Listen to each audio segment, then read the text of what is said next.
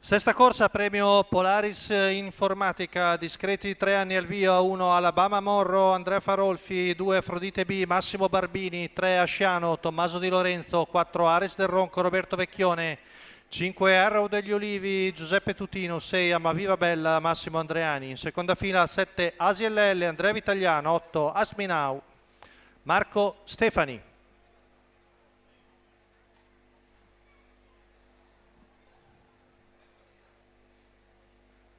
Parte piano, Ares del Ronco. Sono veloci il numero 3 di Asciano al pari di Arrow degli Ulivi. Ma è Asciano con Tommaso Di Lorenzo che prende il comando all'esterno. Arrow degli Ulivi che cerca il posto alla corda, ma il posto non c'è perché è partita molto veloce anche la Saura Afrodite B. Vengono fuori 200 metri violenti in 14 secco. Uno Alabama posizione. Monroe squalificato. Amaviva Bella, intanto Alabama Monroe rompe come l'altra sera. Arriviamo ai 400, molto veloce, in 28 secco, insiste al largo Giuseppe Tutino col figlio di Lester, da un violento attacco ad Asciano. Sempre Afrodite B lì vicino ai due, poi Amaviva Bella che serra sotto.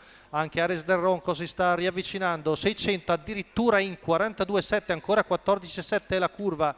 Ritmo tagliagambe da parte del figlio di Pascialest che è in vantaggio. Ora Raul degli Ulivi ovviamente va indietro, seconda posizione per Afrodite B, 57,4 il primo giro, siamo a livelli da campionato europeo con in vantaggio Asciano, seconda posizione alla corda per Afrodite B davanti a Maviva Bella, poi Esminau, il chilometro va via in 1:12,8, 15,4, ora cominciano a essere tutti un po' stanchi, questo ritmo non poteva durare. Asciano comunque sempre in vantaggio davanti a Afrodite B che sposta il suo esterno, retta di là ancora con l'allievo di Tommaso Di Lorenzo passato in 15, però sembra Afrodite B più fresca e l'attacca all'esterno, ma arrivano anche da dietro soprattutto Ares del Ronco che però si getta di galoppo. Numero 4 Ares del Ronco squalificato. Con Marco Stefani che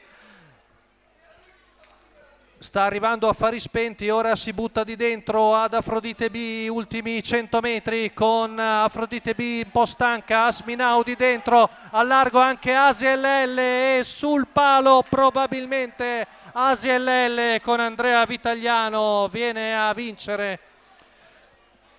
Corsa veramente bella, movimentata, 1:14 secco la media al chilometro per la figlia di Iglesias che è sbucata al largo di tutti negli ultimi 100 metri. Sembrava potesse prevalere Asminau che aveva colto varchi importanti, ma alla fine il guizzo di ASLL viene a giustiziare l'allieva di Walter Zanetti sul palo. ASLL vince davanti Asminau al terzo Afrodite B e al quarto uno ovviamente stanco Asciano. La quota in chiusura per l'allieva di Andrea Vitagliano addirittura di 39,33.